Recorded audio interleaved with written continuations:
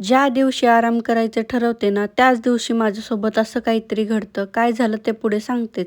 त्याआधी सर्वांना good morning. दिवसाची सुरुवात ही ड्रायफ्रुट्स खाऊन केली.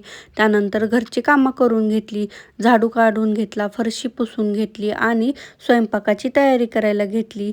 जाळीतले भांडे मांडून घेतले, कुकर लावला, मस्त अशी दोडक्याची भाजी तयार केली.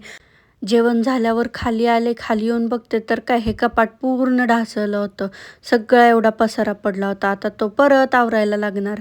मग काय पटपट कपड्यांच्या घड्या केल्या. छान असं परत कपाट लावून घेतलं आणि इव्हिनिंगला हे संत्रं खाल्लं. सासूबाईंसाठी चहा ठेवला. भाजी निवडायची होती ती निवडली आणि आमचा मंदिरात जायचा प्लॅन ठरला होता.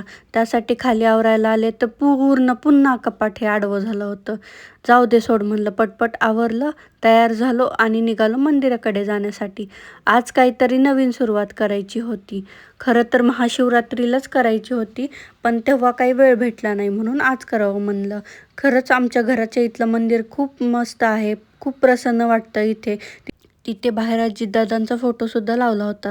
त्यांचं दर्शन घेतलं, मंदिराचं दर्शन घेतलं आणि हीच आहे ती नवीन सुरुवात. जर तुम्हाला काय आहे ते जाणून घ्यायचं असेल तर माझ्या इंस्टाग्राम पेजला फॉलो करा. तिथे अपडेट्स मिळतील. त्यानंतर घराकडे निघालो. येता येता आहोंचा फोन आला म्हणून रस्त्यात थांबलो. त्यांचं बोलणं झालं. तिथून माझी साडी कलेक्ट करायला गेलो. हा डॉगेशबाई बघा इथे कसा निवांत झोपला. याला ना कसलं टेन्शन ना काय. जेवण झाल्यावर आमच्या डॉगेशबाईला चपाती खायला दिली आणि थोडा वेळ वॉक करावं म्हणलं.